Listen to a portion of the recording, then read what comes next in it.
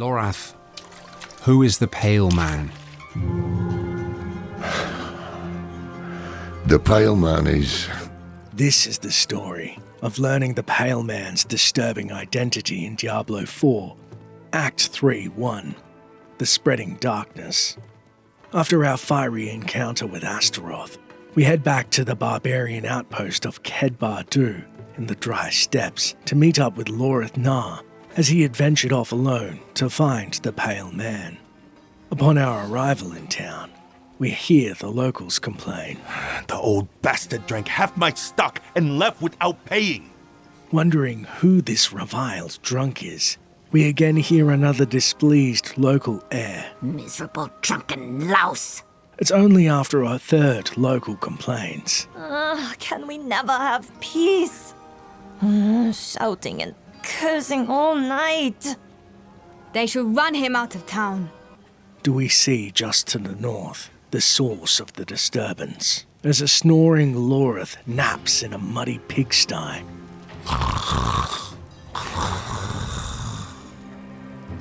Well, he's still breathing. He is lucky to be. And we asked the nearby villager, what happened here? That old man there, he claims to be Horadrim, but he drinks like an ox.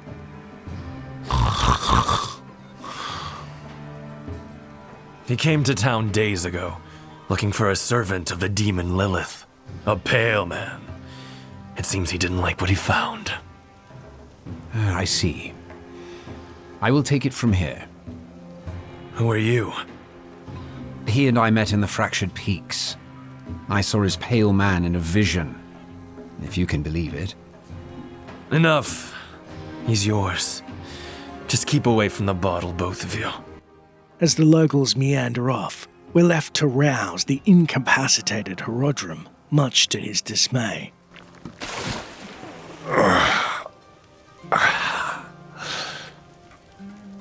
Oh, bloody damn hells, what do you want?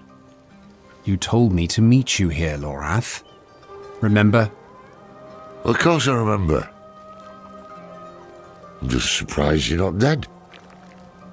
Hand me that bottle. What happened to you? I was attacked, obviously, by vast quantities of alcohol, wielded by my own treacherous hand. There may also have been a brawl with a goat over this patch of mud, but I like to think I triumphed. Lorath, who is the Pale Man? The Pale Man was Horadrim. Horadrim? Then you must know him. I thought I did, once. His name's Elias. He was my apprentice. He was the one who brought Lilith to Sanctuary. It's possible that I did not take the news very well. What must we do then? Find him. Figure out what he's done. And then kill him. Listen, there's a woman here someplace. She has some messages we'll need. And I'm of no use to anyone right now. Could you find her? Enough time has been wasted. Oh, check around the inn. Ask if she's heard from the Orbe Monastery. We then dutifully make our way south and find at the inn's entrance a native woman out front named Tekrin informing. Lorath sent me. Have you heard from the Orbe Monastery? No word from Orbe. Same as yesterday and the day before. But I have something else. Rumor has it a pale man passed through the Abaru Canyon some time ago. Fearsome fellow, dressed in black. After Lorath's performance last night, I wager he'll want to know. Elias is nearby. With this news, we race back to Nah, still recovering from his bender, and report Tekrin had no messages, but... Strange. I wrote to the Orbe Monastery the day I arrived. The abbot should have replied by now. Tekran spoke of a rumor. A pale man, seen near the canyons. The canyons? Why didn't you say so? We go at once. Ugh, but we can't leave Orbe unchecked. Sod it. I'm off to the canyons. You can meet me there or go to the monastery. You seem reliable thus far. Do not prove me wrong. Before we choose our path and Lorath departs, we further apprise. We have news from the Fractured Peaks. Inarius killed Rathma for the key to hell. Inarius' stupidity never ceases to amaze. Had he not murdered Rathma, Lilith might have been stopped, but now she has the key to hell. We can assume she'll be looking for a door. There's more. I bore witness to Lilith's evil in Skosglen. Astaroth was resurrected thanks to Lilith, and Donan unfortunately lost his boy Yoren in the process. Oh, Donan. The poor fool never could have guessed that Lilith would come for Astaroth, let alone offer his boy to it. But what does she buy in return? Astaroth hails from the realm of hatred, same as she. Perhaps she left something at home. Tell me, why would Elias summon Lilith? Is he insane, you mean? Elias was an exceptional mage. He would plunge through fire and shite in search of the truth, and very often found it. Whatever truth he has found in Lilith, only he can say the why of it. With time wasting, we rush to meet Lorath to the south of Bardu in the Abaru Canyon.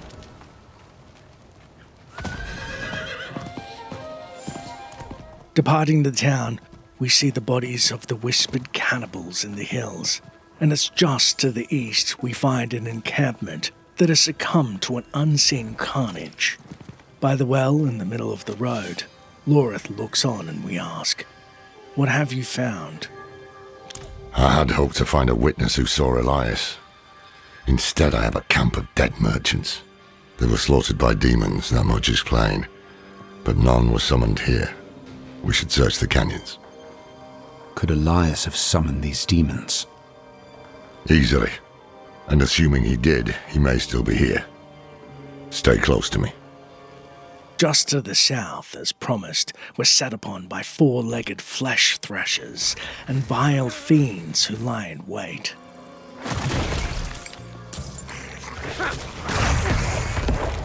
As we make our way down the cliffside, we look over and see a rustic stone hut in which Genbar presumably resides. By a rickety wooden bridge, the flesh thresher demons amass to defend something of value just out of sight, and we cut a path through the fiends to find a strange demonic glyph, and Lorath recognizes the danger immediately, warning. They're coming to a hell rift. I will close it. Put them down. The rift then births a throng of succubi that screech when put down. Evidently, not content with our defiance, the rift releases a giant fallen foe, Harath, the Cinder Maw. It's only when all the demons are disposed of, Lorath pants. Far too easy. These demons were vermin. I'd expect more from a mage of Elias' ability. Let's search the house. To the northwest, we find the house lightly guarded by demons.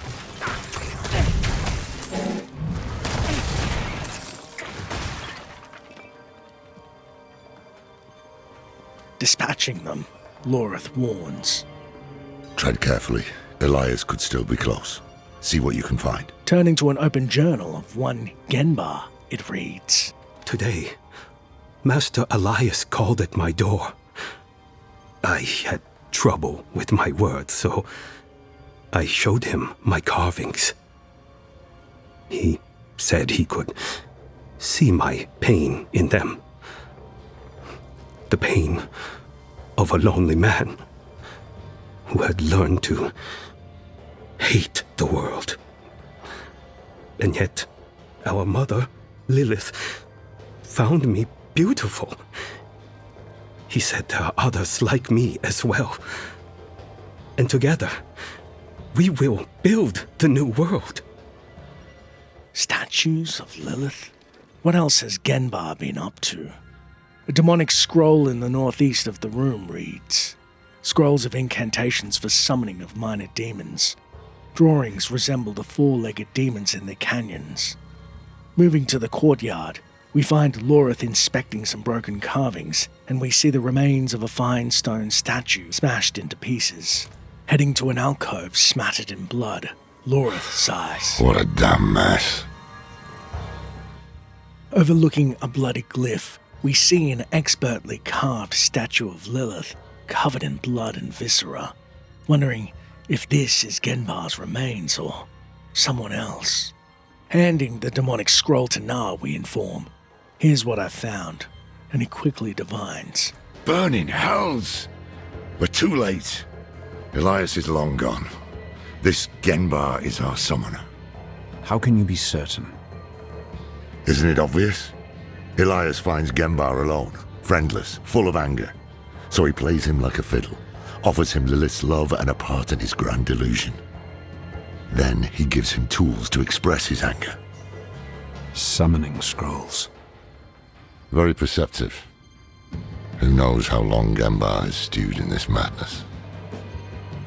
Let's hope he can still be questioned. Through the northern back door, we follow the trail of blood and descend the Rift of 1,000 Eyes, aptly named as we see, true to his word, Genbar has been carving statues in Lilith's honor, and we stop abruptly as we hear his prayers carry through the caverns. Thank you for opening my eyes. Your hatred fills my heart. I cannot stop my hands from working. Genbar, you poor fool. Batting aside more demons as we pass the chorus of watchful stone eyes, we soon find the summoner by a carved demonic symbol in a northeastern cavern as Genbar gives thanks. Thank you for sending Master Elias to show me the way. I long for the day when we stand by your side and set the cleansing fire. We then interrupt the prayer saying, "Genbar." Visitors? Did Master Elias send you? Master Elias? Well, yes, in fact he did. Ours is a very important mission. We have something for the Master, but we had heard he was with you. Do you know where he is? Liar! Dirty pig's-born liar! The Master has all he needs! Rise now, my wretches, to me! We're immediately plagued by a fear spell. Sent hurtling through Genbar's demons, he calls forth, only catching ourselves in time before we're swarmed entirely. Without his many summons to protect him, the Shrine Keeper becomes vulnerable to our volley of blood magics, and desperate, he calls on his master for aid. Master Elias, hear me! Your enemies are here! Lorath, I have waited a very long time for this. I have a gift for you. That is a proper demon. Watch your ass. A powerful winged pit lord, Marmon, swings its giant sword at us and calls forth a wall of stone to trap us as the demon and Genbar work in tandem to overwhelm us through unholy magics and brute force alike, focusing down the colossal pit lord between the hefts of its mighty sword. It finally falls, turning into a black husk and keeling over in defeat. Genbar, now utterly alone, frantically calls forth lesser demons, but to no avail, as we use their mounting corpses to become explosive shrapnel of bone and blood that's fragments finish off the former Shrine Keeper.